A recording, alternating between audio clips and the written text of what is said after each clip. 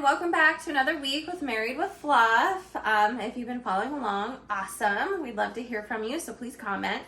But this week, we're really going to talk about the barriers that I've hit in my weight loss journey. But a quick update, I weighed myself today and I've lost 3 pounds since last Saturday. Woohoo! So exciting. So I am only 6 pounds away from my goal weight that Shady Grove wants me to hit. So that was a side note, but I'm really excited.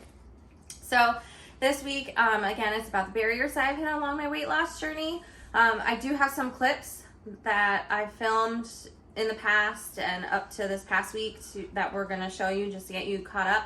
But before we do that, some of the barriers that I hit, which you won't see clips for all of them, it's just what I have. The first one would have been in March. Me and my husband got COVID really bad, where we were hospitalized. He was hospitalized for 5 days, I believe, and I was hospitalized for 6 days. And that set us back because the doctor told me I wasn't allowed to exercise, and I wasn't allowed to exercise until I got clearance for my primary care. Oh, and my kitty wants to say hi. You guys say hi, Odie? Yeah, say hi. Say it's Married with Love. You guys say it with Mama? No? Okay, that was our kitty. One of them anyways. Odin. I call him Odie. But yes, so we got COVID. We were hospitalized, and then when I got out, they said I couldn't exercise, and I have asthma, so I wasn't cleared, I want to say, for like a good month at least. I was on breathing treatments and a steroid even after getting discharged. So that put me back. And again, if anyone's ever been on steroids, they just make you gain weight and you have to eat when you take them. So I couldn't do my fasting. It was a nightmare. And then the second thing that put me back was a cardiology referral. So my heart rate goes low. It can go as low as 30 BPM. Usually that can happen at nighttime. I haven't really seen that since July happen during the day. The normal that it hits is within the 40 range while I'm awake during the day.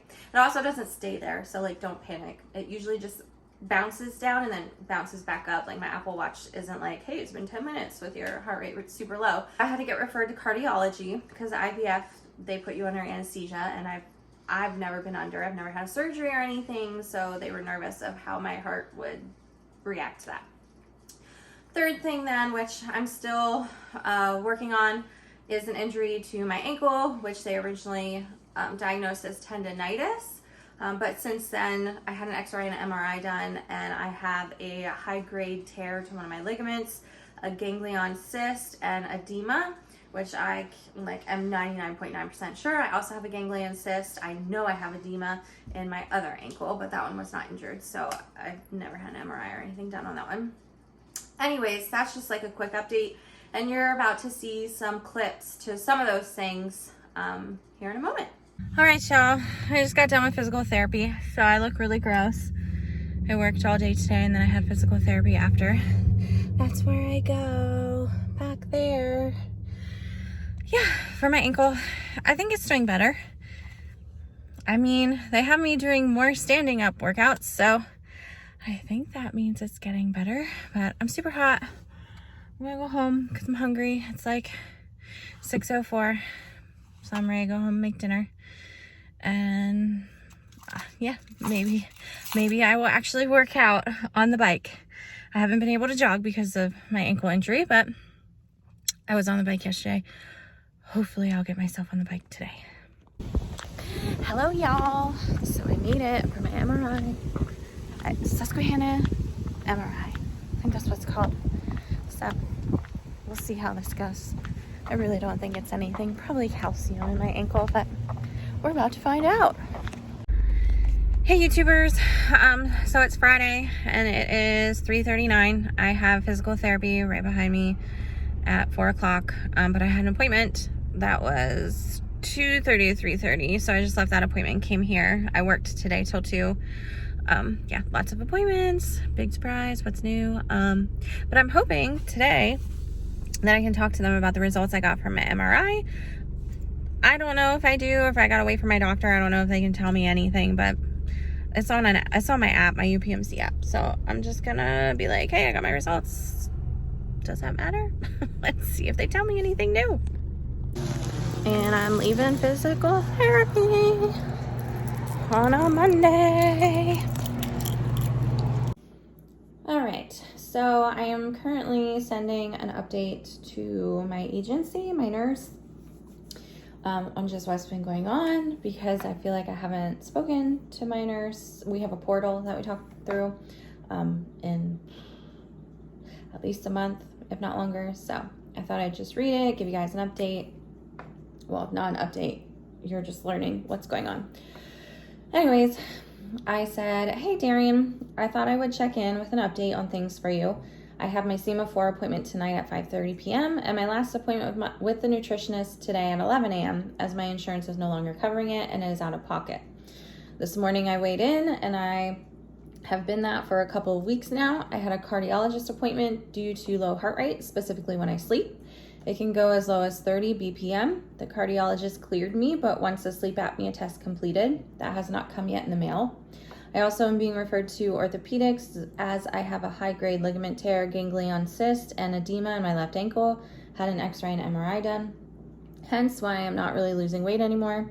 For over a month, I have not been allowed to jog, which was my exercise and helped me lose weight.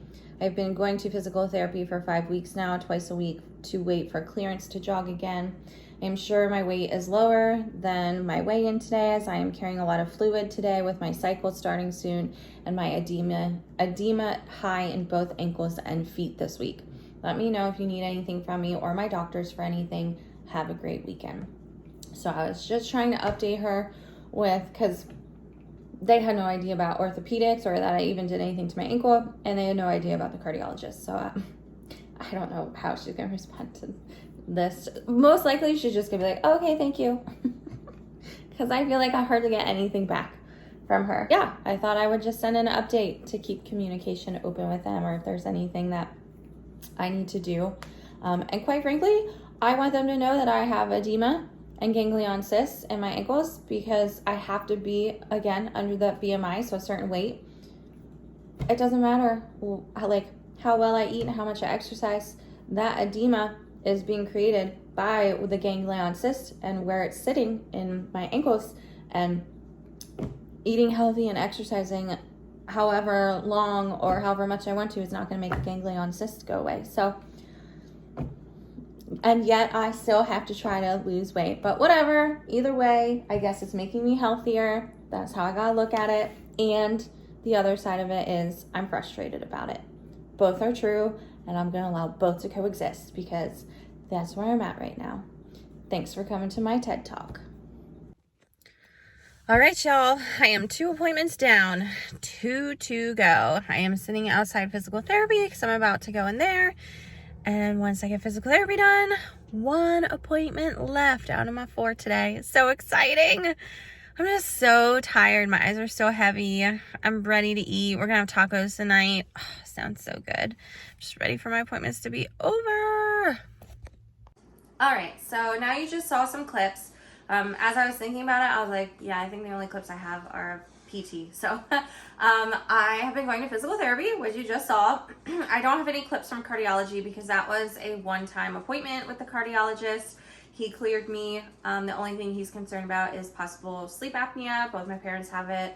I don't know if it's genetic, but he seemed like I have some symptoms, and if my parents have it, I should be tested.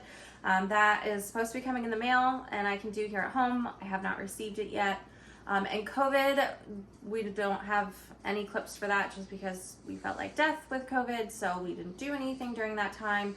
But if anyone is interested knowing details about our experience with COVID, I guess we are considered a rare anomaly because we were 30 when we had COVID and we got it so severely we were hospitalized, which is, they say usually it happens to older folks. Just leave a comment, let us know, because we can definitely do a video on our experience with COVID. But other than that, yeah, physical therapy and my ankle is the only hold up right now. So I used to jog almost every day. I think the very minimum was 5 days a week to 7 days a week. And I would jog anywhere between 2 to 5 miles. And then I would do a walk on my Verve app. That's been very helpful. And then sometimes I would do a strength-based workout in my mudroom. Well, I have not been cleared to jog. So I have been able to get back to walking the past 2 weeks. I want to say they cleared me for walking, so I've been trying to get back to a schedule with walking.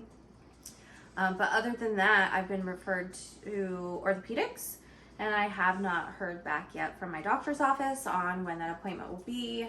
and what time. So I'm just waiting on that to see what they say, and going to physical therapy twice a week. There has been improvement on it. Physical therapy says there's improvement.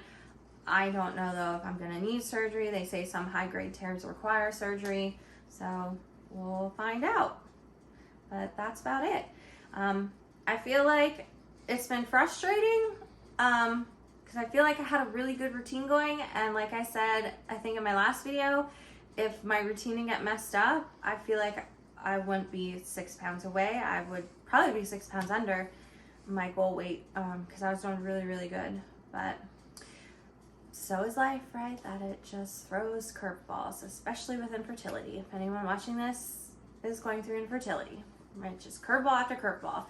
But we are definitely anxious to just get through these curveballs and get to the regular stress of IVF because we don't know what the regular stress of IVF is like. We've just hit tons of stress trying to get to IVF. So we are anxious to get there and hopeful that hopefully by 2022, if not sooner, we will have hit the goal and start the full IVF process, but we will keep you posted. So thank you for tuning in this week. We really appreciate it. Like I said, if you have any comments or questions, please comment. Please like and subscribe. We would love to have you as a subscriber. So hopefully we will see you next week. Have a good one.